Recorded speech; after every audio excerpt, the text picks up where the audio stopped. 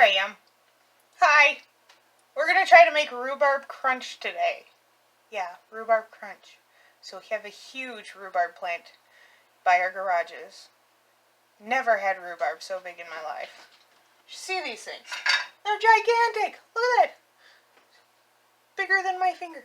That's huge. Mostly red. So I think that's good.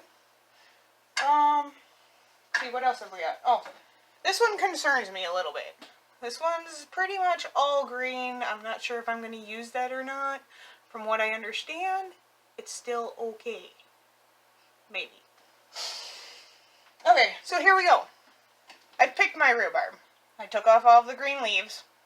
I came in here, I washed it. Took off the stem end where I broke it off. And, you know, there's little black things there. Took that off. So now it's clean, and we're going to cut it up.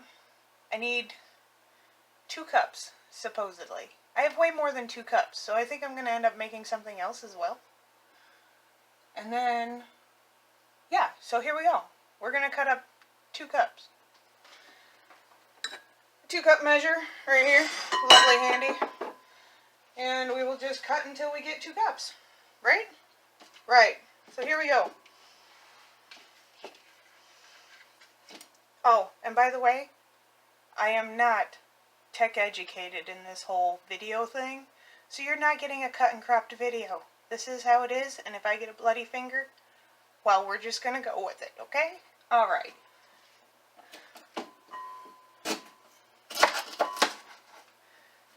I'm taking 3 at a time, and I'm cutting them in, I don't know, about 3/8 of an inch, little cubes or whatever you want to call them, slices.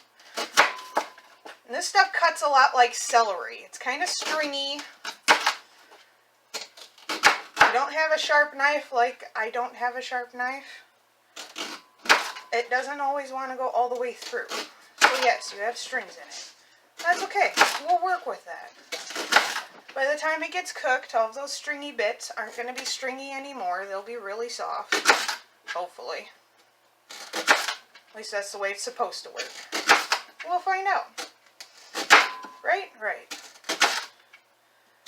So I'm also not a person who normally talks, so filling 20 or 30 minutes of your life with me talking is probably not going to happen either. But I'll do my best to try. Let's see what we've got here. Probably about a cup. Oh, no. Holy guacamole, we got almost 2 cups. I'm going to fill it all the way to the top just because it sounds good. And I've got it's only 3 stalks and I'm not even through them. They were long. Gigantic, guys.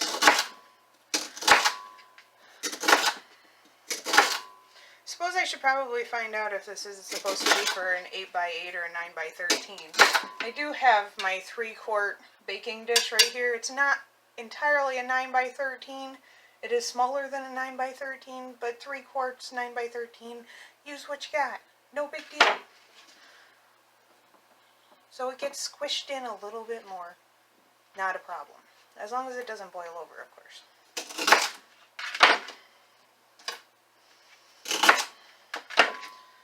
Alright, so there's my little bit over 2 cups. I've still got this much left of my 3 stalks. I'm going to dump that in my bowl. I'm going to cut up the rest of these 3 stalks just because I'm not going to waste rhubarb. Right?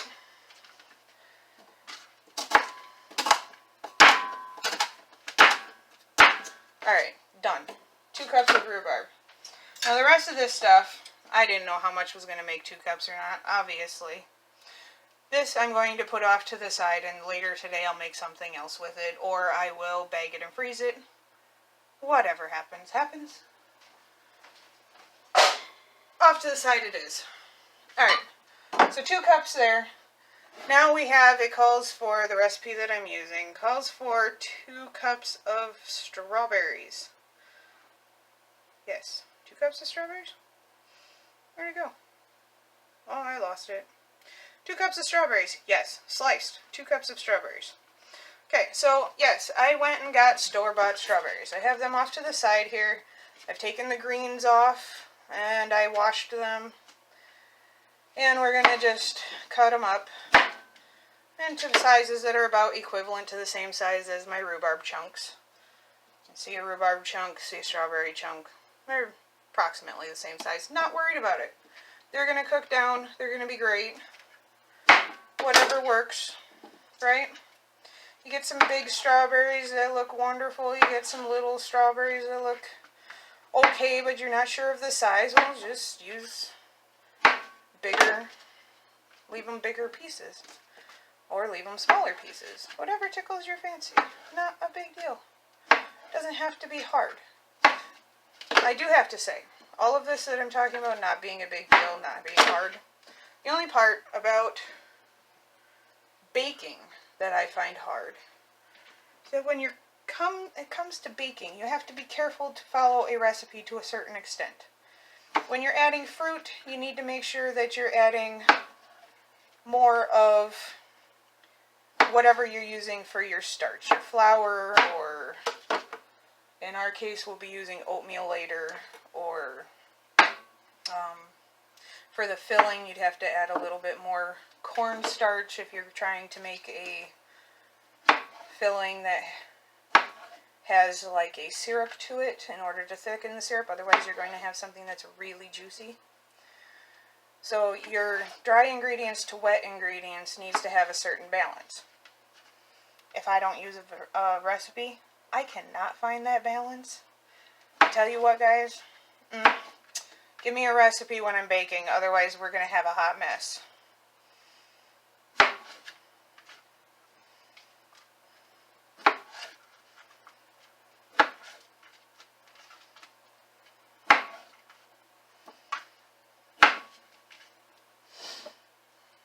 Oh, another thing, while I'm cutting these strawberries, if you guys like that strawberry shortcake stuff, all you do is you cut up your strawberries just like we're doing right here. I'd recommend using smaller bits of strawberries. I'm cutting these rather big because they're going into the Rhubarb Crunch. But if you take these strawberries and you cut them up small and put sugar on them, if you're using 2 cups of strawberries like this, and you put, I think it was about 2 or 3 tablespoons of sugar onto them. Mix it up, and you just leave it sit for 20 minutes. Just leave it sit. Don't touch it. After you've cooked it, or after you've cut it up, not cooked it, after you've cut it up, you just leave it sit with sugar sprinkled on it, mixed up, and it will make the most amazing strawberry topping for a shortcake you've ever had. Although you could, I suppose you could go and get all that store-bought stuff, and they will use like a cornstarch or something for it to make the gravy better, or the juice more syrupy, or they'll cook down the sugars, or what have you. But if you want to non-cooking, don't have to do anything with it, you just cut your strawberries up, you put them in a bowl, you put 2 to 3 tablespoons of sugar in it, you mix them up, and you leave it sit for a half hour, put it over your shortcakes, and you have a great dessert. Fast, easy, simple, no problem. Alright, so here we are. 2 cups of strawberries. There it goes. I have a few left. Nate will probably eat those at some point. Alright, so next thing. I have 2 cups of strawberries, 2 cups of rhubarb. Now this calls for sugar, cinnamon, cornstarch, salt. I never ever put salt in anything. And a 1/4 cup of orange juice. Now I'm going to, just because for shits and giggles I want to change things up a little bit, I have some canned peaches. I couldn't find real peaches.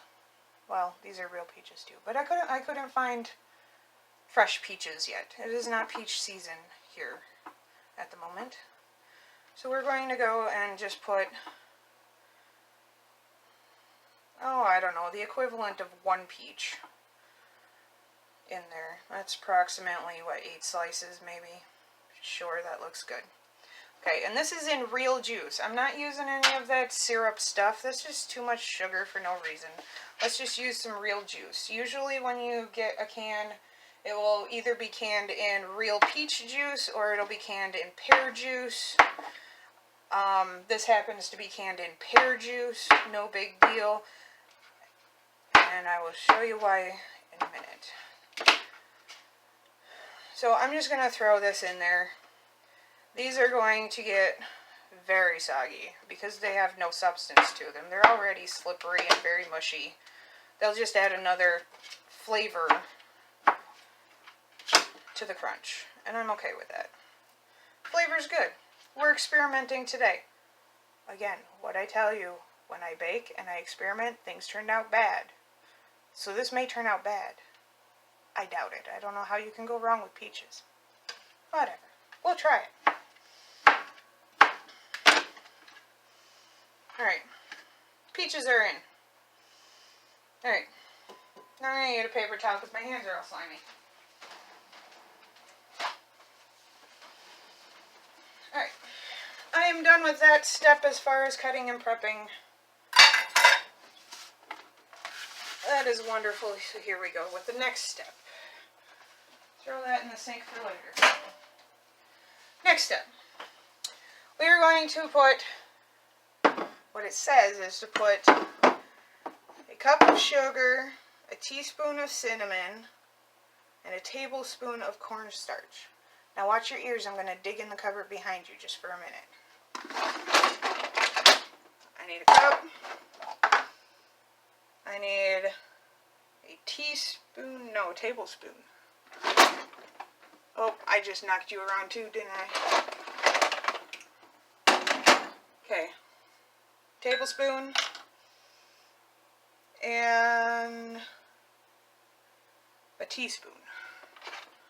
Now here's the thing, my teaspoon measure does not fit into my spice containers, so I'm going to use a half teaspoon.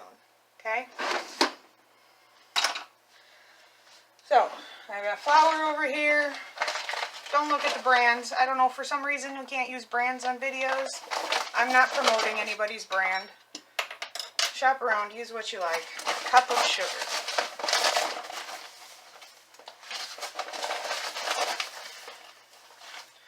So there is my 1 cup of sugar. Now to me that seems a little excessive, but it's rhubarb. Rhubarb is not a very sweet plant to begin with. And then it says a teaspoon of cinnamon. One of those people who enjoys to double my spice. So again, I'm going to go off recipe, not record. I'm going to go off the recipe. We're going to use 2 teaspoons. Again, I can't talk. You're not getting an edited video. Don't even talk to me about editing the video. Alright? So there's a half. There's 1. 1 and a half. There's 2. You can't go wrong with cinnamon. Maybe. Actually, you can. But today we're not. Doubling your spice is always effective in my opinion. Alright, and then we need a tablespoon of cornstarch, yes? Again, don't pay any attention to my brands. Not supposed to have brands on here, right? So from what I understand. Alright, putting that in the sugar mix. Okay, so what the cornstarch does is that any juices that are in there, as the sugar does its job and incorporates into our fruit, the cornstarch is going to soak that up and make it into a thicker syrup than normally would be there. So we'll get this all incorporated, mixed up. The cornstarch isn't mixing very well. Not afraid. If we have lumpy cornstarch, that'll be a surprise. But I'm sure that when we get to the end and everything and all of our fruit is juiced and done what it's doing with its sugar and let out its juices, then we will be okay. That cornstarch will get up in there somehow. It won't be lumpy forever. Okay, we're mixed. Nice, pretty. Alright. I'm just going to dump this, sprinkle this over the top. That's a good amount of sprinkling. I'm going to give it a stir.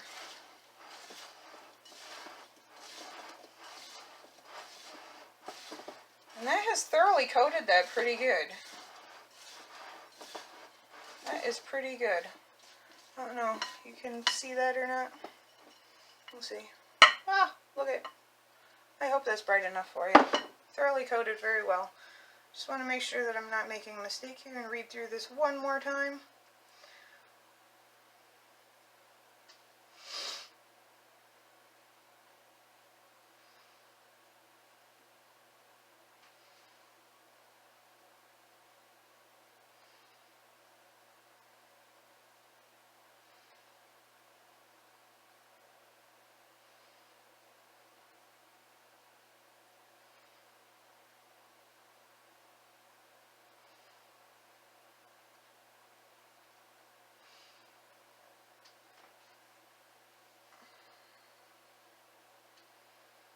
Yep, I think I'm good. Okay. So I'm going to add the rest of the sugar in here, give it a stir. I do think this is way too much sugar. 1 cup of sugar seems excessive to me. That seems like a lot of sugar that's going to be at the bottom. I remember from making pies when I was little with my aunt. We'd make rhubarb pies. And when she made rhubarb pies, it always seemed like an excessive amount of sugar in it. And I don't know whatever happened, but the bottom of the pie, in the middle of the bottom of the pie, there always seemed to be a pile of sugar. Alright, so we are just going to set this aside, leave it right there, work on our dry ingredients. That is going to allow the sugars to get into the fruit. It's going to start softening them up. The fruit's going to start letting out its juices, and that's going to make a very nice sauce with the fruit. In the meantime, we have dry ingredients to put together. So we will see how this goes. I have another bowl handy, right here. I have a kitty over on my other counter who's getting into trouble, so excuse me for a minute. Down! Okay, we're good. She's down. Alright, dry ingredients. Back to what we were doing. We need 2 cups of flour, 1.5 cups of old-fashioned oats, and 1 cup of light brown sugar. So, here we go. Handy dandy measuring cup. 2 cups of flour.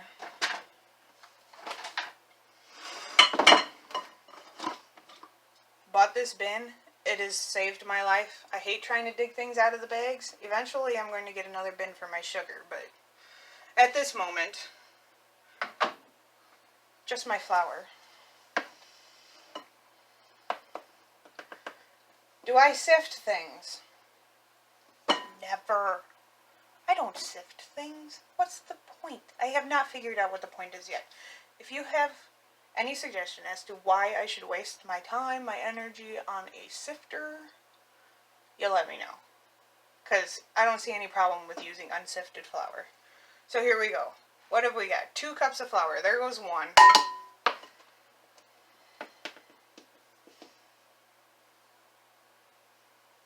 There's 2. 2 cups of flour. Okay? You guys see this? I'm already getting full of flour. Nate is going to come in that door and he's going to laugh at me. He calls me his flour child whenever I'm baking. Alright. Next one. 1.5 cups of old-fashioned oats. Again, shut up about the brands, alright? Use what you've got. No idea what the big problem is. There we go. 1 and approximately a half. Good enough. plenty of sugar. I'm sure that's going to let out a lot of juice out of there. So a little bit extra oatmeal isn't going to kill anything. If anything, it'll make it a little bit nicer and soak up all that juice. Alright, 1 cup of brown sugar. I have brown sugar. Let's see. Alright, recipe calls for light brown sugar. I only use dark. Use what you got. We'll see what happens. I haven't figured out that there is a difference. Although, from what I understand, or what I've learned, I don't know if it's true or not. Don't particularly care. But light brown sugar is white sugar with molasses. That's what I understand. Now what is dark brown sugar? I don't know. Let's see, what does this say it is?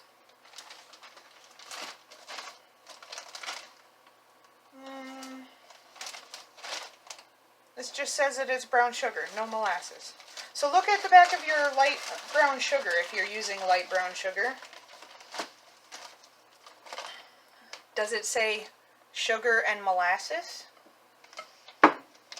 I know some of them do. Or does it just say brown sugar? I don't know.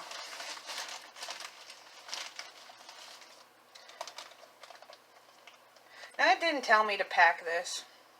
I am anyway. Yeah, 1 cup packed brown sugar. Double checking my recipe to make sure that was right, because that seems really weird to me. But it is. Recipe says it's right. I use my handy dandy kitchen napkin right here, side of my shirt. Floor gets washed later.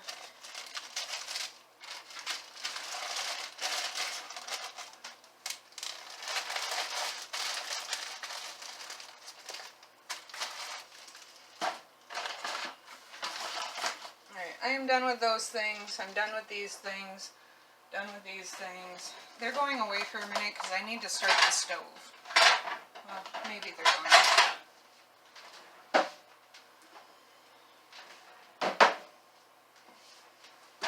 We use the cinnamon. That's done. Cornstarch. That's done. Peaches and juice. Not quite done yet. There is still a step to do with that. I need to start my stove. Needs to be on 400. 400. Okay, I'm going to get rid of my knives. I'm done cutting things. I can go over here. Quick wash of my hands because I'm all sticky. Yay for sugar and fruit juice and stickiness. Paper towels are a thing in my house. Yell at me if you want to. If you want to do my laundry and pay the water bill, fine, I will appreciate that, but I don't want to, so I'm not going to. So paper towels it is. Alright, I guess I didn't get that dry enough yet. Alright, pan's got to be dry. The pan has got to be dry. Again, like I said, this is my 3-quart pan. This is not a 9x13. It is, in fact, smaller than a 9x13, but I don't think it's going to matter at this point. I don't think we're going to have any kind of problems, okay?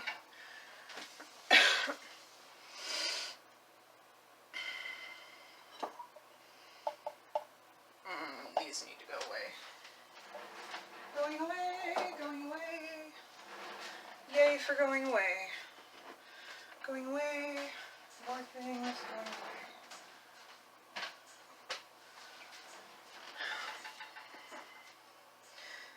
Alright, so it says that I need to stir this up and then I need to add 1 cup of melted butter. Let me get out my butter.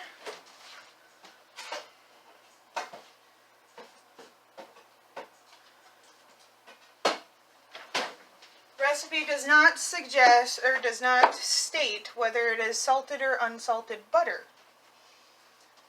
I'm not worried. I didn't put salt in anything, so I'm going to use my salted sticks of butter. 2 sticks of butter equals 1 cup. Last time I checked. Unless they changed something on me. Nope, 2 sticks of butter still equals 1 cup. Okay, so I'm putting 2 sticks of salted butter. Again, I'm using salted butter because I didn't put any salt in anything. I'm okay with that. It called for salt. I didn't use salt. So I'm adding my salt right here because it's incorporated into my butter. Right? Right. No problem. Now this is going to get loud for a second because it says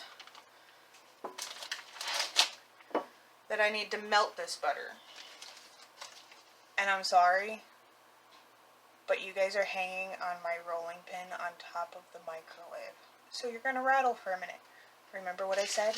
I'm not photo editing.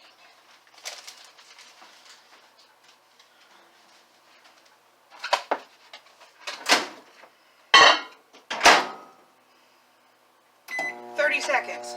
Should be all it takes for cold butter. Might take 45, sometimes. Rarely, but sometimes. 30 seconds.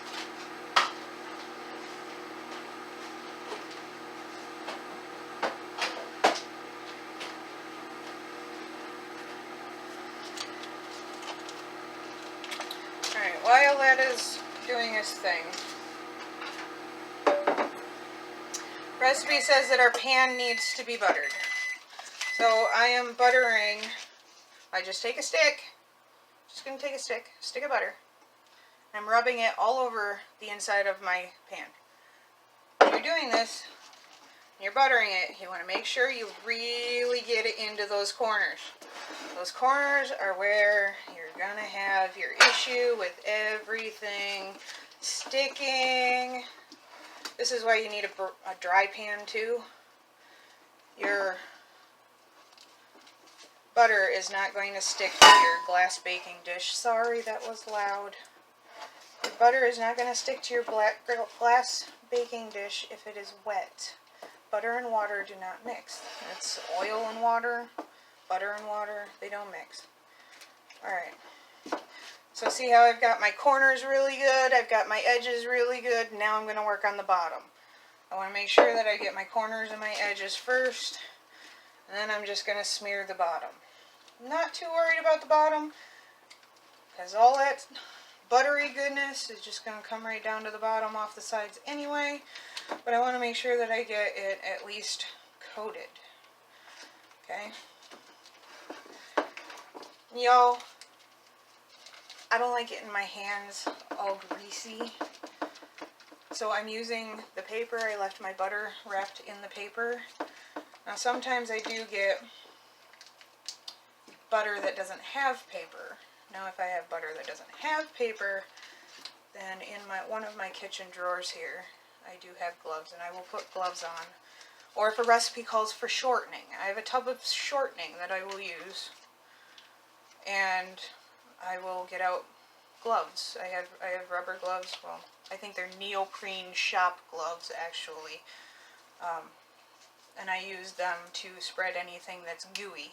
I use them for anything like making cookie dough, where you have to, you know, mix it by hand. Mixing that stuff by hand, hate it. I hate that all getting between my fingers, hate getting it up and everything. Because, you know, once I get it on my fingers, you know I'm going to get it on my shirt, I'm going to get it in my hair. No, we're not going there. I will wear a pair of gloves, do my business with a pair of gloves, and then I will take them off and throw them away. For all of you people who just said, oh, just go wash your hands, stop wasting. You don't get it. Okay. Pan is good. It's all buttered. And we're ready to go. Still need to work on our dry ingredients. So I probably shouldn't put that on the hot stove as the stove's warming up here. I don't want all my butter to melt. That's not the idea. Oops, sorry. Okay. 30 seconds. Didn't quite work for 2 sticks. I'm going to give that a stir up, put it back in there, and you guys are on for another ride. What do I do in a kitchen without enough room, huh? Alright, let me give this a stir up.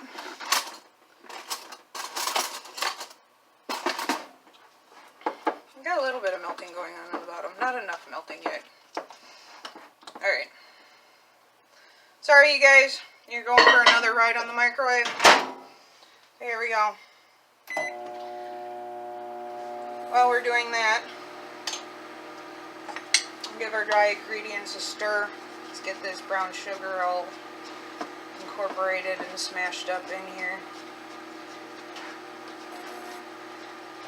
And there is my wonderful husband coming in the door. I told you I didn't know what I was going to do for 20 minutes trying to talk to y'all. Lots of rambling. You want to come and say hi to the people that don't exist until they watch the video?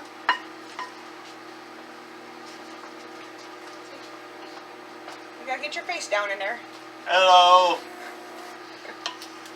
Did you find everything nice at O'Reilly's? No. No.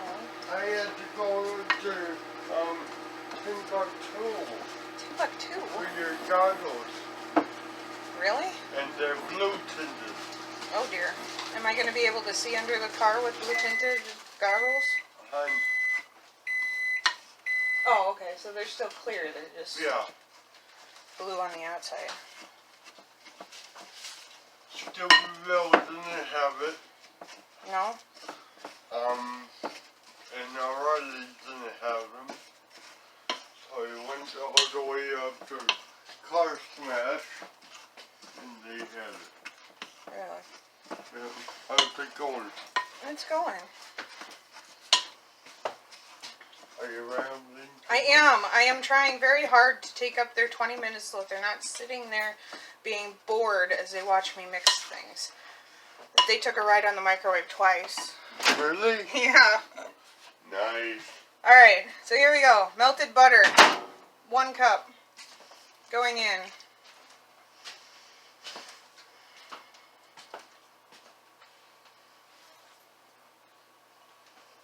Done with the bowl. The bowl is going away. Again, pan off the hot stove. How did it end up back over there? Oh yeah, I had to use the microwave. What do you do with a kitchen that's not quite big enough? Make it bigger. Eventually.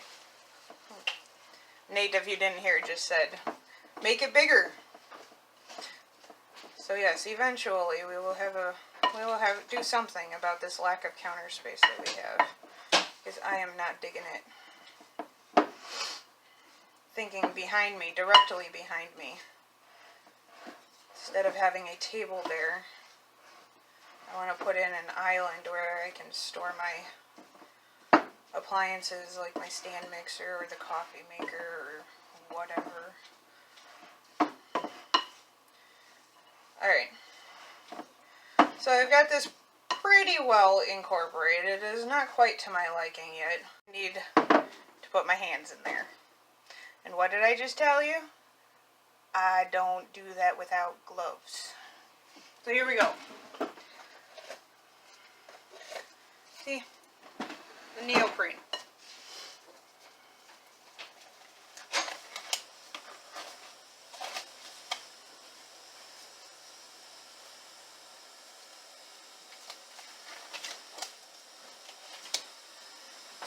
Get this off our spoon. Let's not leave any of this nice goodness on our spoon.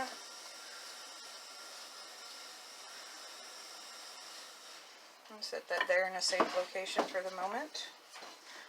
And I'll get this rest of the way incorporated. I'm just smashing this in here. These dry ingredients that seem to be at the bottom that aren't wet yet. Get them. Yes, just about. Oh, you were talking about your own cookies. Never mind. Sorry. So as my husband just pointed out, or did not, because he's over there attacking his box of cookies, this very nearly is a cookie dough.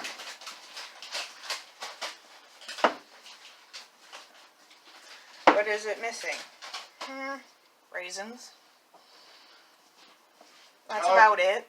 Tell the viewers how you like raisins. Yeah, I don't do raisins. No, just like I don't do mixing this by hand. No. Okay. So here we go. Last part. We've got, this is our crumble. Look at how crumbly that is. Isn't that nice? Okay. We're supposed to take half of this, put it in the bottom, and smush it. Okay? You smush it around, you make it like a pie bottom. And that's what we're gonna do. We're gonna make a pie bottom out of this almost cookie dough type crumble. Oh, I know what else this is missing. Because it's got the butter. It's missing the leavening. There's a word for you guys. Leavening. So it doesn't have any baking soda or baking powder. Yeah. As my husband just put it, the aftertaste.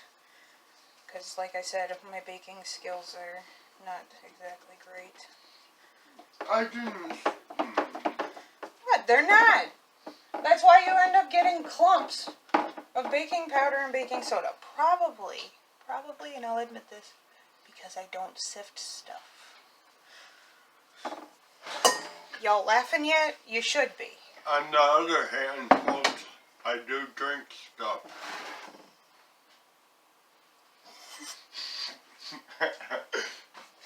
You dork. I love you. I love you too. Alright. Now, look it. Alright, I'm gonna lift this up, and I gotta take these gloves off first. How am I gonna do this? Because I need to use them in a minute too. Ah, screw it. They're going in the garbage, ladies and gentlemen. There they are. Everybody shriek and whine and landfill and plastic and oh my god. Alright, they're in the garbage. Too bad. So what did I tell you? I told you that sugar, I don't know if you can see this, that sugar makes all kinds of juice. It makes all the fruit get juicy. So I don't know if you can see all of that fruit juice in there now. But that has really made a whole heap ton of juice in there. And then, so the next thing that this recipe calls for, after you've let your fruit sit and juice, it calls for putting in a 1/4 cup of orange juice. I don't own orange juice. I rarely buy orange juice. But guess what? I got a can of peaches full of pear juice. So I'm going to use some pear juice. So here we go. You're going to get it right again because I need to find my 1/4 cup measure. Nope, that's 1/3. Huh. 1/4 cup's not in here. Okay, we're going to guesstimate with 1/3. So a 1/4 cup is less than 1/3. So here's what we're going to do. We're going to fill it up. Oh, got an extra peach chunk in there. Alright. So you see how I left a little bit of a rim? That's about 1/4 of a cup. So we're going to put this into here. 1/4 of a cup of juice. Again, remember, I'm not using orange juice. Recipe calls for orange juice. I don't have it. I'm using the pear juice that came in my peaches. Don't see any reason why that's any different other than pear juice is more sweet and orange juice is more tart. It's rhubarb. Is rhubarb not tart enough? Do you have to use orange juice? Oh, up to you. I'm using pear juice today.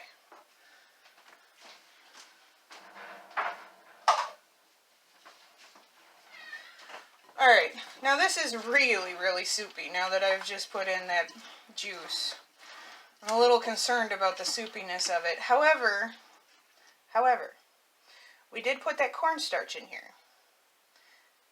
And I have not baked with cornstarch before. I can't remember ever putting cornstarch in my pies, in the rhubarb pies growing up. So it may be that cornstarch, when it's baking and it's boiling and it's bubbling and it's doing all of the stuff that cornstarch does in the oven, or when you're cooking, and it gets thick, maybe it's not going to be a problem in here.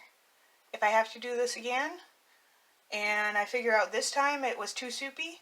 Next time I will add more cornstarch.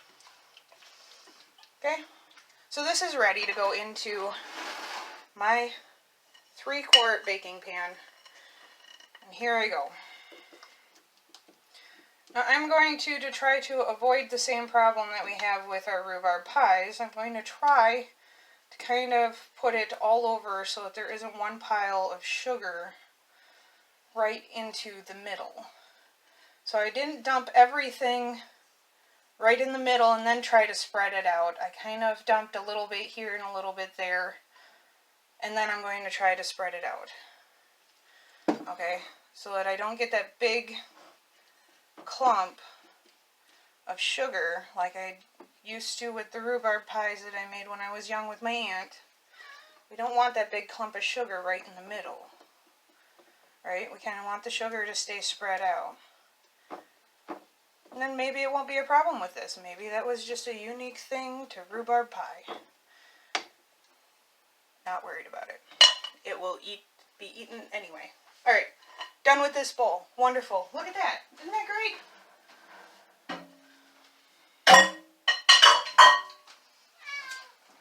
What? Our little baby girl wants to get her 2 cents in. She's talking to me. I don't know what about, but she wants some. I should say she thinks she wants some. She knows she doesn't like any of this stuff. You hear her? Alright, so here we go. Here's the rest of our crumbs. Okay? See how it's all crumbly? Nice. Goodness. Okay, there's some big crumbs, there's some little crumbs. That's the way it should look. Okay? And I said I didn't want to touch this stuff. What I do, I went and touched it. Now I'm upset. Alright, so I'm going to take this and I'm going to just kind of sprinkle it over the top. What this should do, and I'm not sure, first time making this, what this should do is it should make a sort of granola crunch on top. It should be a granola type consistency on the top after it's all baked in. And it should be really yummy. Okay. Oh, and there's quite a bit. I hope I put enough on the bottom. So you don't want to pack this in. We're just filling in all the holes, covering all the fruit.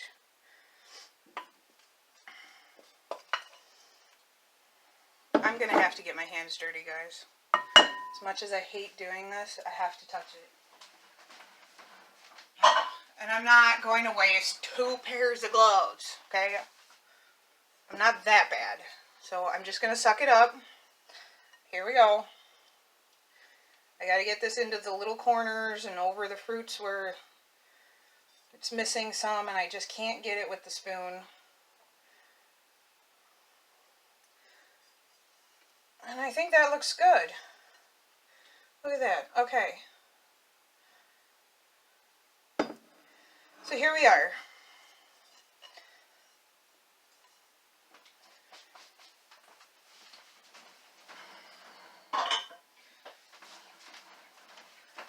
Okay, there's the Rhubarb Crunch. You see how I've got almost 3/4 of an inch till the top of the rim?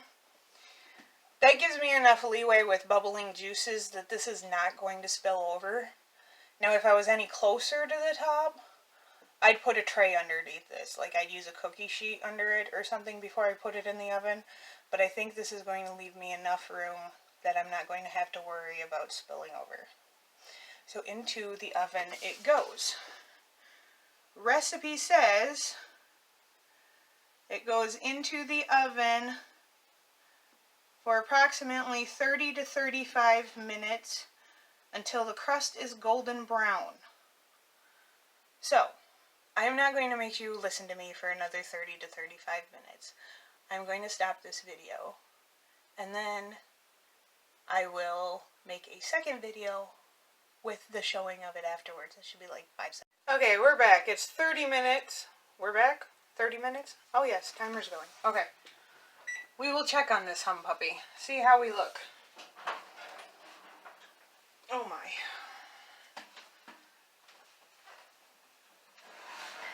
Let's see. Huh. Well, that is certainly brown. It looks bubbly, looks delicious. I am not going to leave it in there for another 5 minutes. I'm going to see if you guys could come down here and take a better look. Bubbly, brown, delicious. Even a little too brown. A couple spots of burnt on there. Not entirely sure what's the sides look like. Well, we got a little brown crisping on the sides. You see that? But I don't think that is burnt. Doesn't look burnt. It looks like it's going to be okay. So now I'm going to remember to shut off my oven. That's a problem for me. Shut off the oven, Shaw. Shut off the oven. Turn out the light. And as soon as this thing cools off, I will let you know how it tastes. But for right now, that guy's hot. Alright, so have a good day.